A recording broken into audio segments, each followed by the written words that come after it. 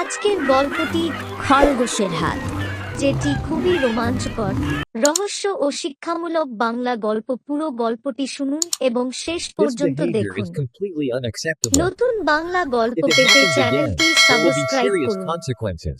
অনেক অনেক দিন আগের কথা। এক সবুজে মোড়া শান্ত ঘন জঙ্গলের মাঝখানে বাস করত এক চঞ্চল খরগোশ।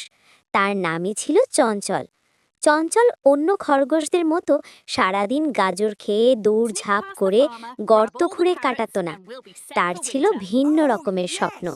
সে চাইতো কিছু নতুন করতে, যা আগে কেউ কোনোদিন ভাবিনি। প্রতিদিনই সে জঙ্গলের এ প্রান্ত থেকে ও প্রান্ত ঘুরে বেড়াতো। কখনো কাঠবিড়ালির বাদাম মজুদ দেখে অবাক হতো, কখনো বানরের দড়ি বানানোর খেলায় মুগ্ধ হতো। আবার যখন হরিণের দল ফল খেয়ে আনন্দ করত, তখন তার মনে প্রশ্ন জাগত, এত কিছু আছে, কিন্তু কেন আমরা সবাই একে অপরের সাথে বিনিময় করি না? কেন একটা জায়গায় সবাই মিলে জিনিস বিক্রি আর কিনতে পারি না? এই ভাবনা থেকেই জন্ম নিল এক দারুণ ধারণা, খরগোশের হাট। একদিন সকালে সূর্যের আলো যখন পাতার ফাঁক দিয়ে ঝিলিক দিচ্ছিল, চঞ্চল খরগোশ গাজর খেতে খেতে নিজের বন্ধু কাঠবিলালির টুকুরুকে বলল, শোনো টুকু, যদি আমরা একটা হাট করি যেখানে সবাই নিজের জিনিস নিয়ে আসবে, কেউ বাদাম বিক্রি করবে, কেউ ফল, কেউ মধু, কেউ দড়ি, তাহলে কেমন হয়? টুকু চোখ বড় বড় করে তাকালো। হাট? আমাদের জঙ্গলে? কিন্তু হাট তো কেবল মানুষ করে। চঞ্চল হেসে উঠল, তাহলে আমরাই প্রথম প্রাণী হব যারা নিজেদের হাট বানাবে। ভাবো টুকু, কেমন মজা হবে? টুকুর মনে দারুণ লেগে গেল। সে সঙ্গে সঙ্গে রাজি হলো। চঞ্চল আর টুকু খবরটা ছড়িয়ে দিল জঙ্গলের সর্বত্র। তারা গেল হরিণের কাছে, হাতির কাছে, বানরের কাছে, এমনকি পেঁচা দাদুর কাছেও। প্রাণীরা প্রথমে অবাক হয়ে হেসে দিল। কেউ কেউ ভাবল, এই খরগোশ আবার নতুন কি কাণ্ড করতে যাচ্ছে। কিন্তু ধীরে ধীরে সবার আগ্রহ বাড়তে লাগলো। হাতি বলল, আমি হাটের কলা বিক্রি করব। বানররা একসাথে লাফিয়ে উঠল, আমরা বিক্রি করব মজবুত দড়ি, যাতে গাছে চড়তে সুবিধা হয়। মৌমাছির দল গুনগুন করে বলল, আমরা আনবো মধুর চাক। এভাবে জঙ্গলের প্রত্যেক প্রাণী রাজি হয়ে গেল।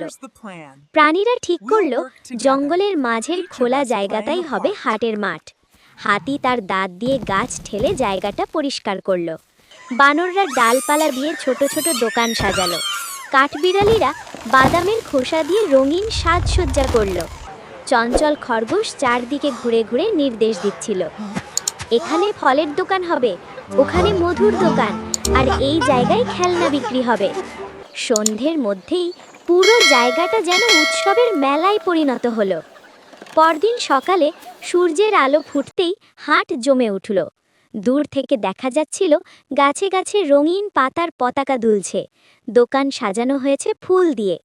হরিণেরা এনেছে লাল হলুদ ফল, কাঠবিড়ালি বাদাম, হাতি বিশাল ঝুড়ি ভর্তি কলা, বানররা দড়ি আর খেলনা, মৌমাছিরা চকচকে মধুর চাক। প্রাণীরা ভিড় জমিয়ে একে অপরের জিনিসপত্র দেখছে, কেউ কিনছে, কেউ বদল করছে, কেউ মধু দিয়ে বাদাম কিনছে, কেউ কলা দিয়ে ফল নিচ্ছে। হাসি খুশি আর কোলাহলে চারদিক ভরে উঠল। ছোট্ট খরগোশ ছানারা দৌড়ে খেলতে খেলতে দোকানগুলোতে ঢু মারছে। এক দোকানে তারা দড়ি টানাটানি করে খেলছে, অন্য দোকানে মধু খেয়ে ঠোঁট মাখামাখি করছে। পেঁচা দাদু দোকানের সামনে বসে হুটহাট ডাকতে ডাকতে সবাইকে বলছেন, মনে রেখো, বেশি দাম চেয়েও না, হাট হলো বন্ধুত্বের জায়গা। সবাই হেসে উঠল, কিন্তু আনন্দের মধ্যেই লুকিয়ে ছিল বিপদ। জঙ্গলের এক কোণে বাস করত এক ধূর্ত শেয়াল, নাম ছিল চালাকু।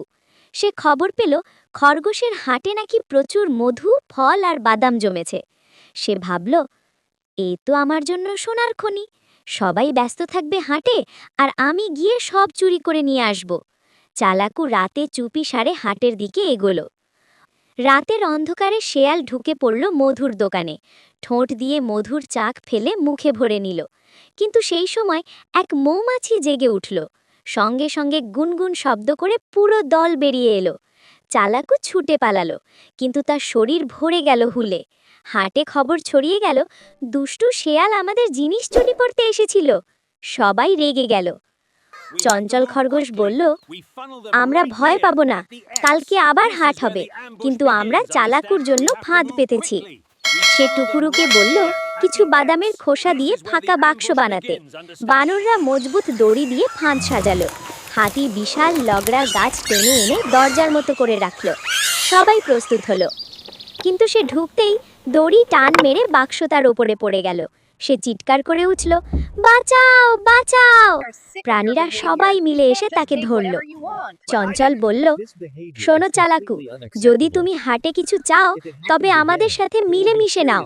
চুরি করলে তুমি কখনোই সুখী হবে না। চালাকু মাথা নিচু করে লজ্জায় কাঁদল। চঞ্চলের বুদ্ধি দেখে সবাই খুশি হলো। প্রাণীরা আবার গান গেয়ে নেচে হাট জমিয়ে তুলল। চালাকুকেও ক্ষমা করে দেওয়া হলো। সে প্রতিজ্ঞা করল, আজ থেকে আমিও হাটে দোকান দেব। আমি বিক্রি করব গল্প। প্রতিদিন আমি নতুন নতুন গল্প শোনাবো। সবাই হাততালি দিল। দিন যেতে লাগলো। খরগোশের হাট ধীরে ধীরে জঙ্গলের সবচেয়ে জনপ্রিয় জায়গায় পরিণত হলো। দূরের পাহাড় থেকে পাখিরা এলো, নদীর পাড় থেকে কুমির এলো, এমনকি আকাশের ঈগলও উড়ে এলো। সবাই এসে জিনিস বিক্রি করলো, গান গাইলো, নাচ করলো। হাট হয়ে উঠল আনন্দ, মিলন আর বন্ধুত্বের প্রতীক। একদিন রিনা নামের এক ছোট্ট মেয়ে, যে জঙ্গলের পাশে থাকতো, হাট দেখে অবাক হলো। সে বাড়ি গিয়ে গ্রামবাসীদের বলল, আমাদের জঙ্গলের প্রাণীরাও হাট করে। গ্রামের মানুষ হেসে বলল, খরগোশের হাট আমাদেরও শিক্ষা দিল, 1. মিলেমিশে কাজ করলে অসম্ভবও সম্ভব হয়। 2. চুরি বা লোভের ফল খারাপ। 3. বন্ধুত্ব আর সহযোগিতা সুখ আনে। 4. বুদ্ধি দিয়ে সব সমস্যার সমাধান করা যায়। খরগোশ চঞ্চল গাছে বসে সূর্যাস্ত দেখছিল। তার মনে হচ্ছিল, আজ আমি সত্যি সুখী, কারণ আমি শুধু একটা হাট বানাইনি, আমি সবাইকে এক করেছি। হাওয়ায় ভেসে আসছিল প্রাণীদের গান, হাসি আর মধুর কোলাহল। সেই থেকে খরগোশের হাট রয়ে গেল গল্পে, কাহিনীতে আর শিশুদের কল্পনায়। এই গল্পটি যদি একটু ভালো লাগে তাহলে দয়া করে লাইক সাবস্ক্রাইব করুন।